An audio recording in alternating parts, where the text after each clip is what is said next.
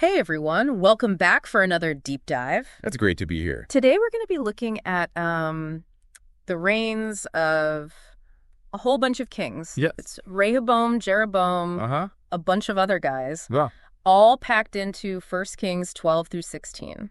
Wow, that's a lot of kings. It is. In just 4 chapters. Yeah, and it's a story of pride and rebellion and idolatry. Lots of bad decisions. Yes, a lot of bad decisions. And so it's kind of like a cautionary tale. Yeah. With some surprisingly relevant lessons for us even today. Definitely. Human nature hasn't changed that much. No, it has not. Yeah. Have you ever made a decision like completely out of pride or fear that just completely backfired? Oh, yeah. I think we all have. Yeah, me too. Well, these kings can definitely relate to that. For sure. It's amazing how these ancient stories still resonate with us today. Yeah. We're going to see the consequences of some pretty bad choices. Yes. And how it affected, like, a whole nation. Yeah, so let's set the stage. So it all starts with King Solomon's son Rehoboam inheriting the throne. Right. You would think he would learn a thing or two from his wise old dad. You'd think so, right? What? Not so much. Rehoboam, right away, is faced with a big decision. Okay. The people come to him, and they ask for some relief from the heavy burdens that his father had put on them. Yeah, that makes sense. So like a perfect opportunity to show some humility. Exactly. Win over the people. Is a chance for a fresh start. Right. A chance to unite the kingdom. Yes. But instead of listening to like the older, wiser advisors, Rehoboam listens to his buddies. Okay, so the young and reckless. The young guys, yeah. And he promises them even harsher rule. He actually says, and I quote, "My father made your yoke heavy, Okay. but I will add to it. My father chastised you with whips, but I will chastise you with scorpions." Ouch. Talk about adding fuel to the fire. Not exactly a winning strategy. Nope, I can only imagine how that went over with the people. it didn't go well. No. Led to the kingdom splitting in two. 10 of the northern tribes were like, we're done. Yeah. They chose Jeroboam as their leader, and they left Rehoboam with just Judah and Benjamin. So it's like a really stark illustration of how quickly pride can lead to like division Absolutely. and like these long-lasting consequences. It's interesting because it wasn't just about the taxes or the labor. Right. It was really like a deeper issue, Right. like a loss of trust, Yeah. shared identity. Yeah. And so this brings us to Jeroboam, Right. the newly appointed leader of the northern kingdom. Yeah. You'd think he would learn from Rehoboam's mistakes. You would think. Yeah. He falls into a different trap, Okay, what's that? the trap of fear. Fear. What was he so afraid of? Well, he was afraid that his people would go back to Jerusalem to worship, Okay, yeah. and that would undermine his power. Right. So he decided to make his own version of religion. Wait, he made his own religion? Yeah, he set up these golden calves in Bethel and Dan. It was basically like a convenient, localized form of worship that kept people under his control. I see. But it was blatant idolatry. Right. It was like directly against God's commands. Yeah. And then just to make sure he had all the power, he set up his own priesthood and made up new festivals. So it's not just about religion, it's about power. It's okay. like create a god that you can control. Yeah. It's a tactic that we see over and over again throughout history. Yeah, it makes you wonder, what golden calves are we tempted to create and worship in our own lives today? Good question. What are we willing to compromise, for power or security or even acceptance? Right. But the story doesn't end there. Okay. It takes a dramatic turn when a prophet shows up from Judah. Ooh, I have a feeling this is where things get really interesting. Yeah. Tell me more. So this prophet's sent by God to confront Jeroboam about his sin. Oh, okay. You could just picture it. He's standing at the altar, delivering this fiery message of judgment. And Jeroboam gets so mad he tries to grab him. I bet that didn't go well. And Jeroboam's hand withers up. Whoa. It's paralyzed. So like a clear sign from God. Yeah, like a sign that he's gone too far. Wow. Talk about a powerful message. Right. Do you think that changed his heart at all? You'd think so. Yeah. But amazingly, no. Really? So the prophet prays for Jeroboam, and his hand is healed. Okay. But even after that, Jeroboam is not repentant. So he's clinging to his golden calves, even after all that. Yeah.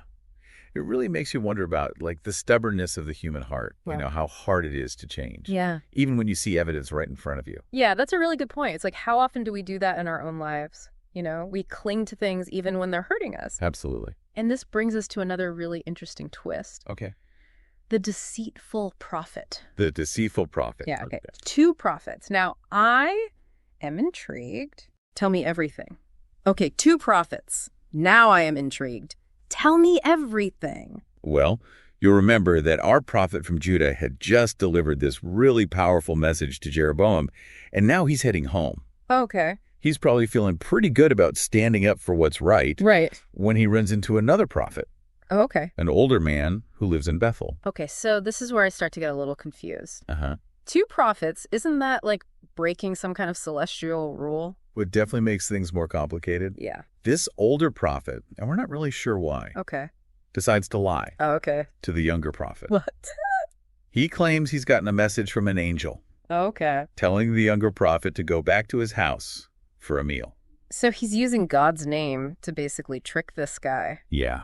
That's messed up. Yeah, it is. What was he hoping to gain from that?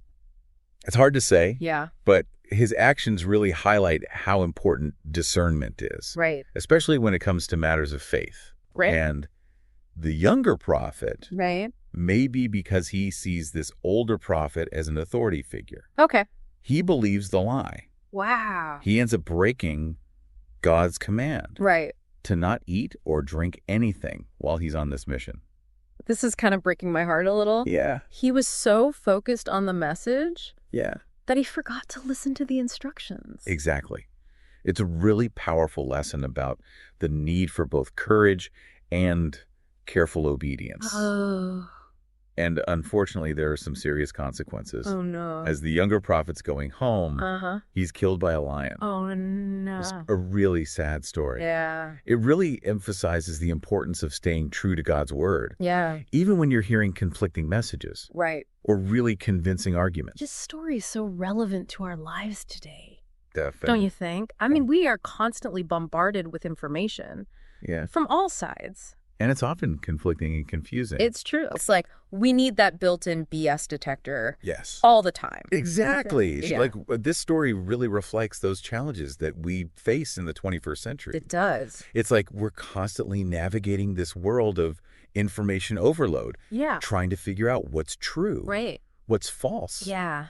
That discernment, that ability to kind of filter through everything Uh-huh. and figure out what's true is so important. Yeah. So how do we do that? How do Yeah. we develop that discernment, especially when it comes to like matters of faith?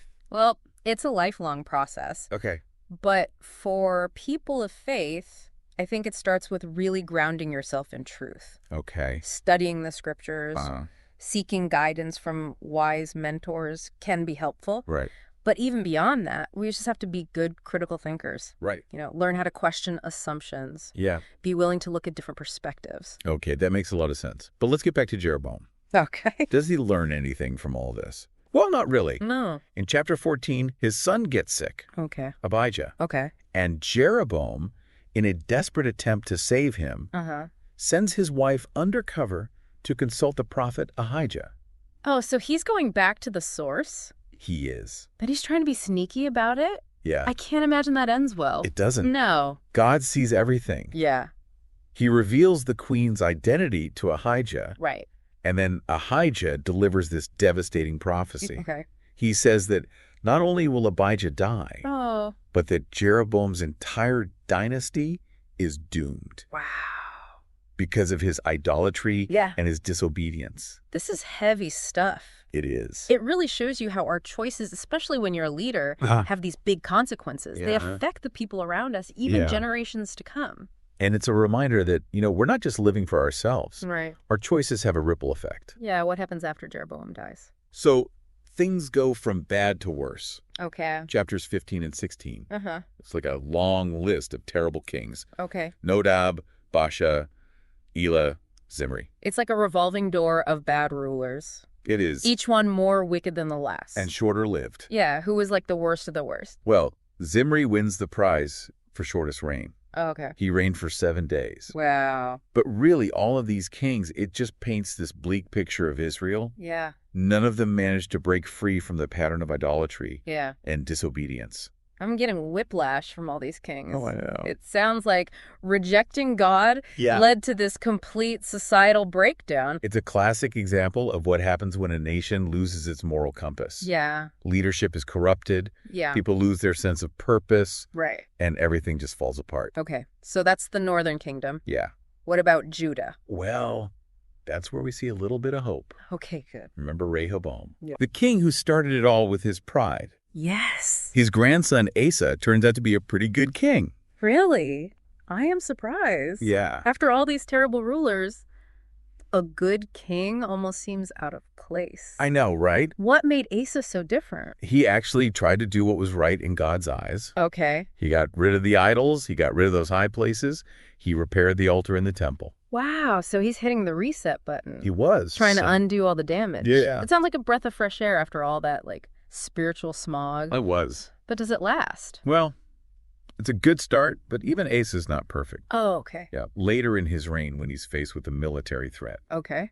he makes an alliance with the king of Aram instead of relying on God. So he kind of takes matters into his own hands? Yeah, it's a reminder that even when we have good intentions, Yeah. fear and doubt can lead us to make compromises. Yeah. And sometimes those compromises can take us further from where we want to be. Yeah. It's a classic struggle, isn't it? We know we should trust God, but then when things get tough, it's so tempting to just rely on ourselves or seek help from, maybe not the best sources. It's a very human struggle. Right.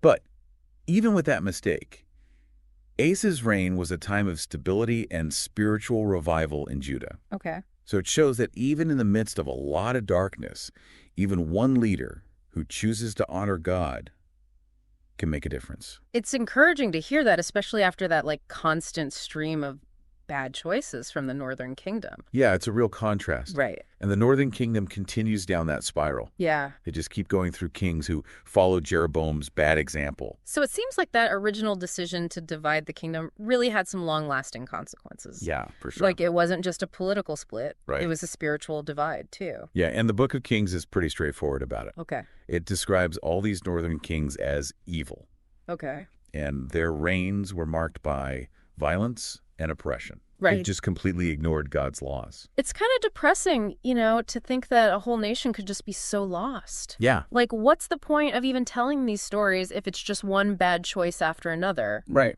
What are we supposed to learn from all this? I think there are a few important takeaways. Okay, good. First, these stories show us how powerful our choices are, Yeah. both individually and as a group. Okay. The things these kings did shaped the whole future of their nation. It's a good reminder that we're not just living for ourselves. Exactly. Our choices have an impact on other people, even people who haven't been born yet. Yeah, and these stories also warn us about idolatry. Okay. That tendency to put other things before God in our lives. So what's that look like today? Right. I mean, we don't have golden calves just sitting around. Well, the idols we have today might be a little more subtle. Okay. Like power, money, status, Right. comfort, even good intentions that go wrong. Okay. Anything that we put before God can become an idol. Wow, that's a powerful thought. It is. Makes you really want to look at your own life and think about what are you chasing after? Yeah, what are you really pursuing? Right. What are your goals? What motivates you? Yeah, that's a good point. But even with all this darkness and all this bad stuff happening, there's still hope in these stories, right? Yeah, absolutely. Oh, wait, good. They remind us that God is patient and merciful. He always gives people a chance to turn back to him. Okay. He doesn't abandon us. Right. He sends prophets. He does miracles. And he always keeps his promises. So it's never too late to change, to choose a different path. Exactly. One that leads back to God. Even the darkest times have that potential for hope and redemption. This has been quite a journey. It has. We've learned about pride and idolatry and how important it is to tell the truth from lies. It's been fascinating. It has. But we've also seen those sparks of hope and courage and how faithful God is. Yeah, history is never just about facts and dates. Right. It's really about the choices people make. Yeah. God working in the world. Right. The battle between good and evil. If these kings could go back, knowing what we know now, what do you think they would do differently? It's an interesting thought, isn't it? It is. What can we learn from their mistakes? Right. How can we use that in our own lives today? Yeah, those are some good questions to think about. Yeah, I think that's a great place to leave it for our listeners. Yeah. With some things to think about. Some soul searching, maybe. Thanks for joining us for this deep dive into ancient Israel. It's been a pleasure. Until next time, keep seeking the truth. Yeah. Keep asking questions. Uh-huh. Keep diving.